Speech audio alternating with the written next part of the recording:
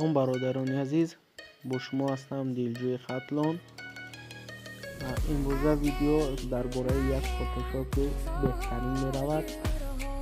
چنانه که در اکران من میبینید روی من امسال زخمی ای برای ترساندن دوستاتون مثال اگر فتوشاپ میکنیم که دوستان ببینن مثال میترسن که چی باید خیلی شده.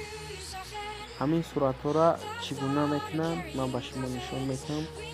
این پروگرامی که در روی اکران میبینید با همین پروگرام ها میتونم این پروگرام را از پلی مارکت دستگاه کنید. خوب با همین پروگرام ها میداریم.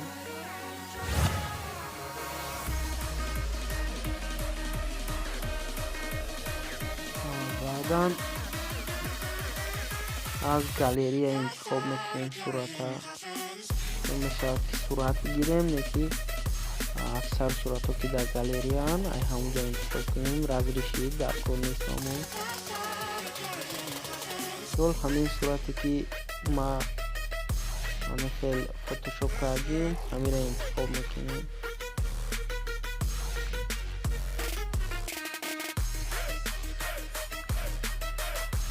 اصلی همین صورت خوب گالت کرا میمونیم.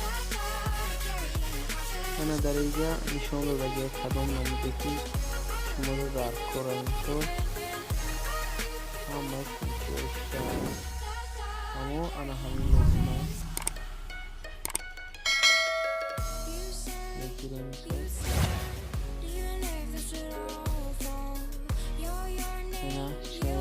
برادر عزیز در روش سوچید مثل رنگ دختگی هم کنیم زخم هم هستی مونیم در روش و طرز سفرین کردنش نشانه که از طرفی دستی چپ است یک گرزه میکنیم سفرینی چیز و برای ایمیل وایب اینستاگرام دیگر چیزها میتونیم و همونجا را میکنیم. برادران او توضیح میبینیم همین سخنی چیه صورت ما در گالری یا گالری میبریم. برادران میبینید صورت در اینجا آمده ای اصلیش فرق کردنش خیلی مشکل است.